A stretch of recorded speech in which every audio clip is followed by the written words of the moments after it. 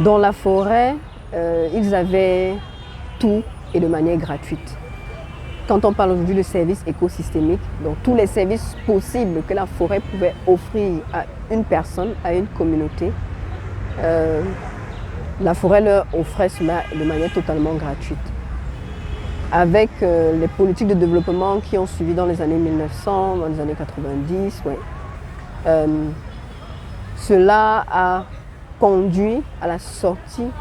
Le gouvernement a dû les sortir des forêts, très souvent sans leur consentement, et pour les mettre au milieu ou bien en bordure de route, disons-le ainsi, pour les villages qui étaient en bordure de route.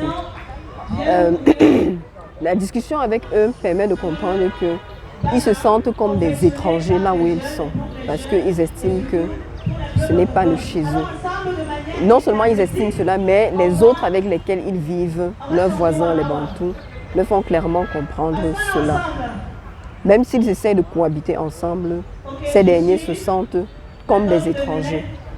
Alors, l'implication directe de cela, c'est la protection de leurs droits fonciers, la protection de leur accès à la forêt.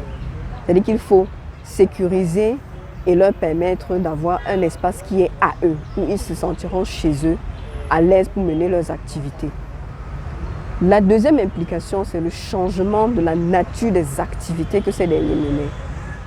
En forêt, ils menaient principalement la chasse, le ramassage, la cueillette, ils faisaient le tissage. Aujourd'hui, en bordure des forêts, bien en bordure des routes, dans les villages, ces peuples essaient de s'adapter tant bien que mal. La situation est véritablement difficile pour eux.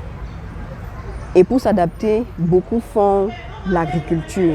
On va voir des peuples autochtones des forêts qui sont devenus des agriculteurs et qui vont aller jusqu'à casser la forêt pour pouvoir faire cette agriculture, vu qu'ils vivent en forêt et que l'espace est forestier.